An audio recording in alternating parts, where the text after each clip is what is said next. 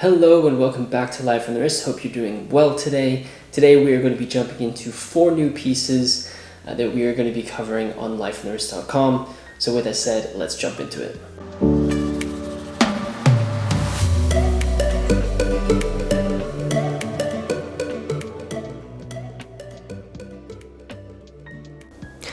Four new vintage watches. Very exciting to jump into each of these individually, but as always we will go through the pieces kind of in aggregate here, just so you can get a taste of what's to come on Life on the Wrist.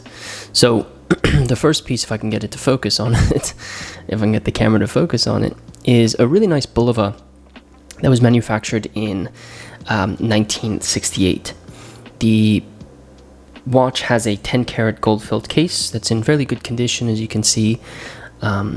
Overall, quite an attractive-looking piece.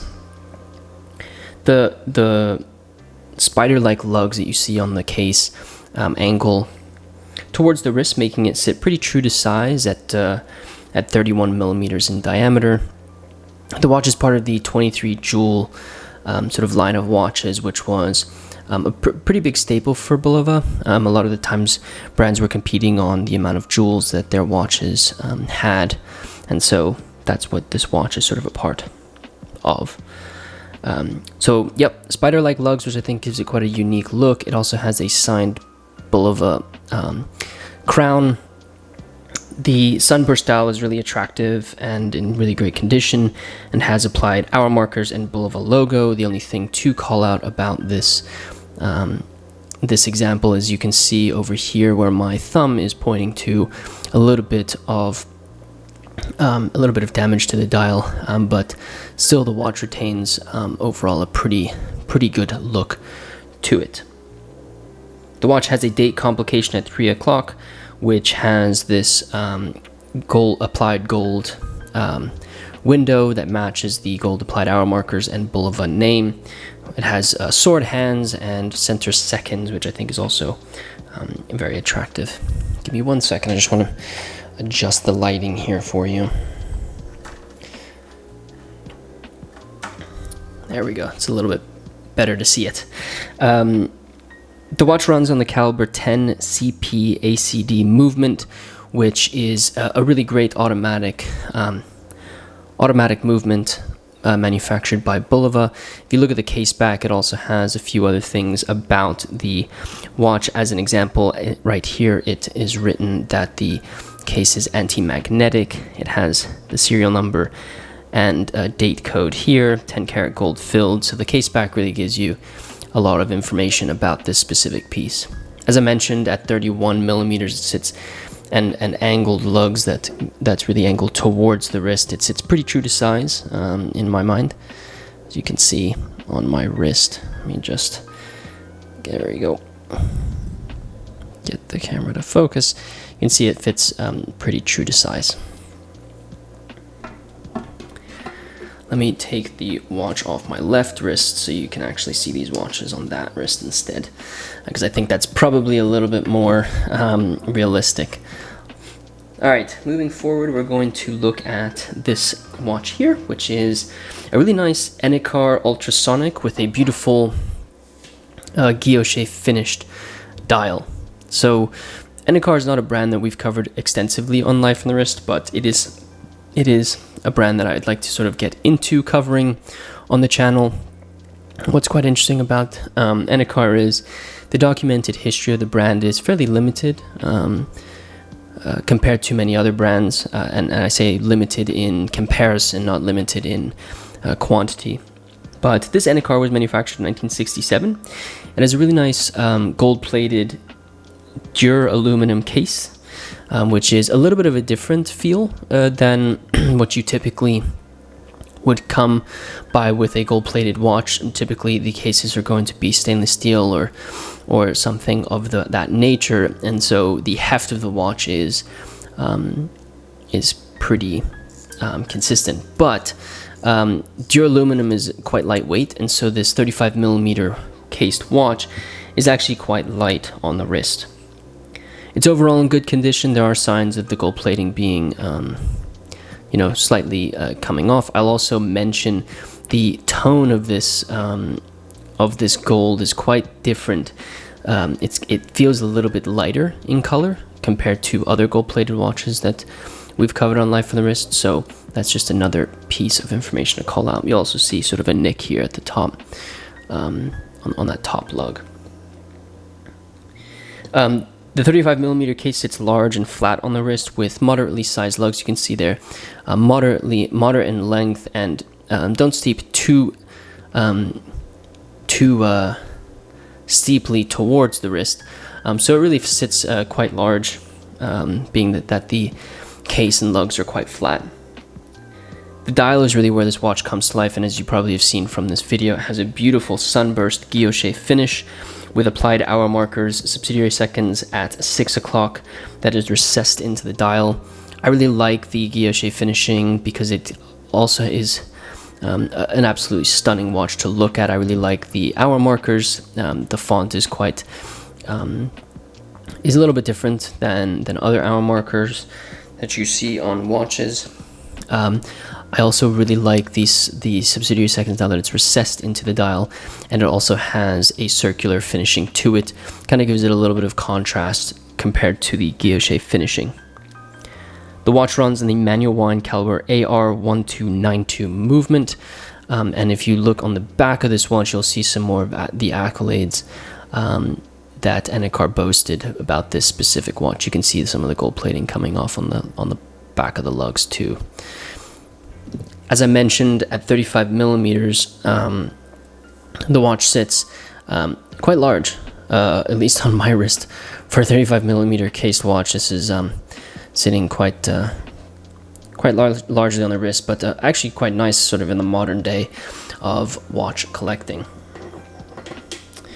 So that is the second watch. The third watch that I will go over is a really, really unique Longines that was manufactured in 1955. So to give you a little bit of details about this specific watch, the watch, as I mentioned, was manufactured in 1955, and these watches are nicknamed the President Roosevelt. The watch has a gold-filled case that was manufactured by Ross based on case-back stamps, and is in an overall pretty good condition. You can see the case just as I turn it. The case has the case, first off, is quite long from lug to lug, and has a very unique design. What it has is it has hinged lugs that are flexible and allow for the watch to wear more comfortably with any wrist movement. So you can see it has this hooded design. So what you'll see is on the left side, you'll see me moving the strap, and you can see that the lug actually flexes, and it happens on both sides of this watch, allowing for the watch to fit nicely when you move the wrist. Dial of the watch has a really beautiful, as you can probably tell, a really beautiful square guilloche finishing with applied hour markers and applied Longines logo. It has a subsidiary seconds dial at 6 o'clock, which I think is quite common for watches of this sort of era. If you look at the case back of the watch, it has a hand-engraved dedication, and getting this to focus is going to be quite interesting, but what you can see there is a hand-engraved dedication to John T. Broderick, 12/21/62, ARS employees, which this inscription obviously points to the sale and gifting of this watch to a John Broderick in 1962. The crown of this watch is unsigned, and the watch runs on the caliber 9 LT manual wind movement. I really love the finishing, the square finishing on the dial. I think the case design is really where this watch comes to life, and I'm really excited to jump into this watch individually to give you more information on this piece. But what an absolutely cool design from Longines. And then the last watch that we will go over is another watch from Longines. This is a really beautiful, I'm going to say reference, but the case number of this specific piece, if I can get it to focus on the dial, is 5028. So this watch was manufactured in 1973 based on the serial number of the movement. The watch has a 10 karat gold filled case that is stamped D and A. You'll see the marking at the top of the case there, distinguishing what material the case is. This indicates that it was produced by Di Vincenzo and Arionetti, a Brooklyn-based case maker who manufactured cases for Longines, Omega, Hamilton, and the case is actually in really great condition considering its age. What's really interesting about this specific piece is if you look at the stamp here, I believe it says B and A, but then when you remove the case back, then you get the DNA stamp. So kind of an interesting bit of information about this piece. I don't know if there's an imperfection in the case stamping, but a little bit of a trivia piece about this specific piece. The lugs are thin, short, and angled towards the wrist, so you can see very, very thin lugs, very short, don't extend very far away from the case. And if you look at the profile of this watch, you'll see that the lugs do not, it's so thin that the camera has lost focus on it.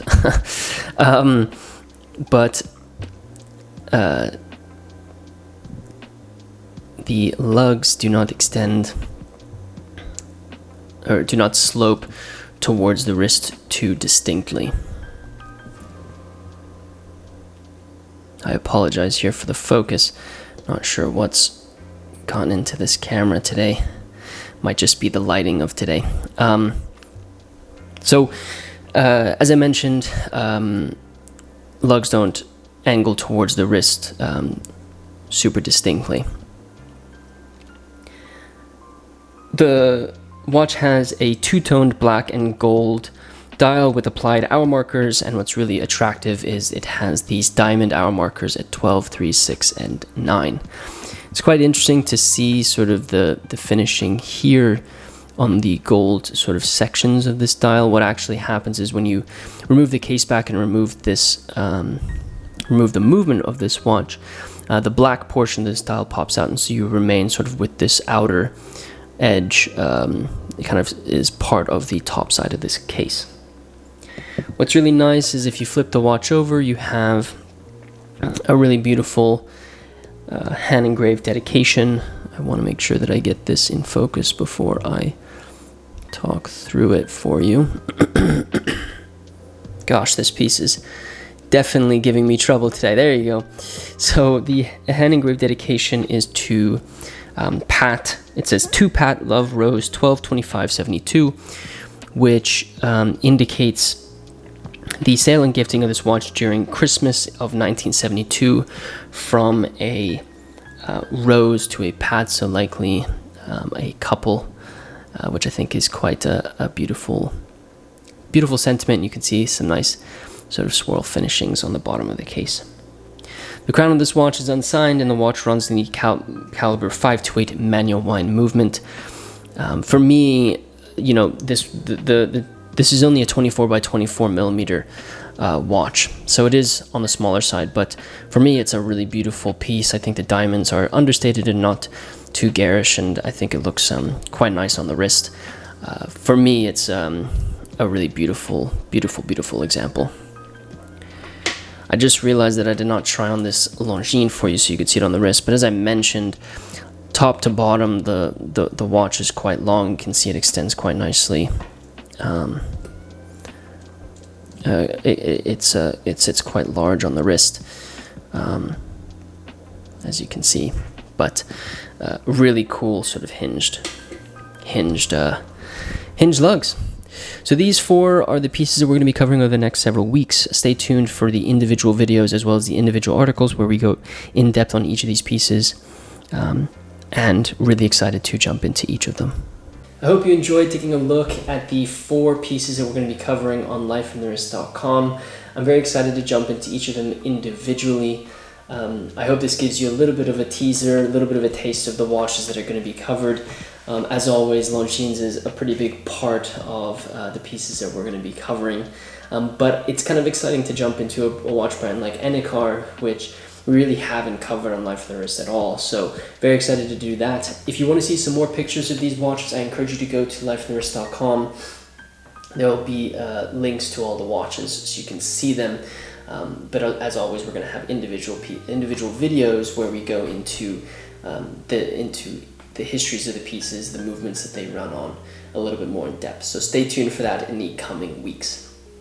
Let me know in the comment section below which piece you would want me to jump into first. I'd love to hear your thoughts. Maybe I will do it in that specific order. If you are new to Life on the Wrist, be sure to subscribe to the channel and share this video with a friend who might be interested in watches. And if you wouldn't mind liking this video, it really does help the channel out. With this said, guys, thank you so much for watching this video, and until next time.